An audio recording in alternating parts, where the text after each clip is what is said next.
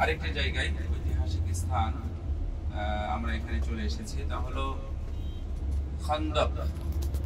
খন্দকের যুদ্ধ যেই জায়গাতে হয়েছিল ঠিক ওই জায়গায় আমরা অবস্থান করছি এখন। যেটা সামনে আপনারা মসজিদ দেখতে পাচ্ছেন, সামনে মসজিদ একবারে, এই মসজিদটা কিন্তু এটা খন্দকের মসজিদ, এটা খন্দকের জায়গা।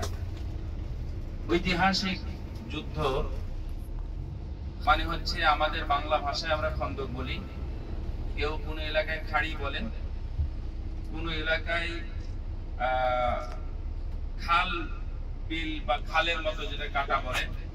এই জিনিসটা অত্যন্ত সালমান ফারসি রাদিয়াল্লাহু তাআলা আনহু তার পরামর্শে রাসূল সাল্লাল্লাহু আলাইহি ওয়াসাল্লাম শত্রুদেরকে খন্দক কেটেছিলেন এবং সেটা ছিল প্রায় 3 কিলোমিটার লম্বা। রাসূল সাল্লাল্লাহু নিজেও অংশগ্রহণ করেছিলেন। এখানে অনেক ইতিহাস জড়িয়ে আছে, আর একটু আগে বললে ভালো হতো।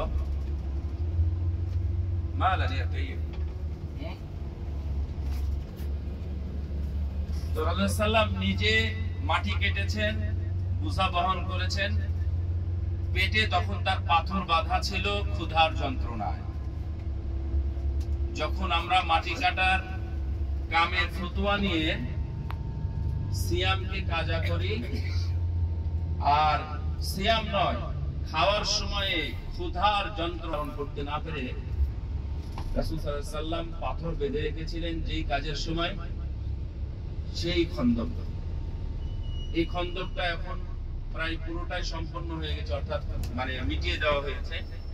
কিছু খন্দক আছে এখান থেকে ঠিক সামনে ডাইনের দিকে, আমার আঙ্গুল যেদিকে আছে ওই দিকে কিছুটা দেখা যায়, তো ওইটাও আস্তে আস্তে মিটিয়ে দিচ্ছে। এই যে আপনি পাহাড় দেখতেছেন, উপরে দেখেন অনেক উঁচু, কিন্তু এইখানে জাবের রাদিয়াল্লাহু তাআলা আনহুর বাড়ি ছিল। আল্লাহু আকবার। জাবের রাদিয়াল্লাহু তাআলা আনহু এই পেটের পাথর দেখে রাসূল সাল্লাল্লাহু আলাইহি ওয়াসাল্লামকে বললেন, ইয়া রাসূলুল্লাহ, আমার বাড়িতে আপনার দাওয়াত, আপনি সহ দুই একজন সাথে নিয়ে যাবেন। এই দাওয়াত দিয়ে জাবের রাদিয়াল্লাহু তাআলা আনহু দৌড়ে চলে গেলেন বাড়িতে। গিয়ে বাটা আছে বের করো, রুটি বানাও, ছাগলটা জবাই করো। ছাগলটা জবাই হলো। ছাগলটা জবাই হওয়ার পরে রাসূল সাল্লাল্লাহু আলাইহি ওয়াসাল্লামকে এসে আবার বললেন, ইয়া রাসূলুল্লাহ চলেন। প্রায় 1400 বেশি সাহাবী ছিল। তার মধ্যে আল্লাহর নবী ঘোষণা করলেন, এই শোনো, যারা মুজাহিদ যুদ্ধের জন্য প্রস্তুতি নিচ্ছ, চলো, যাবে, তোমাদের সবাইকে দাওয়াত দিয়েছে। ছোট্ট এক ছাগল 5 জন 7 জন হয়তোবা খাবে, কিছু রুটি আছে হয়তোবা 5-10 জন খাবে। 1400+ সাহাবীকে দাওয়াত দিয়ে দিলেন রাসূল সাল্লাল্লাহু আলাইহি ওয়াসাল্লাম। জাবের রাদিয়াল্লাহু তাআলা আনহু চিন্তায় পড়ে গেলেন, কি হলো?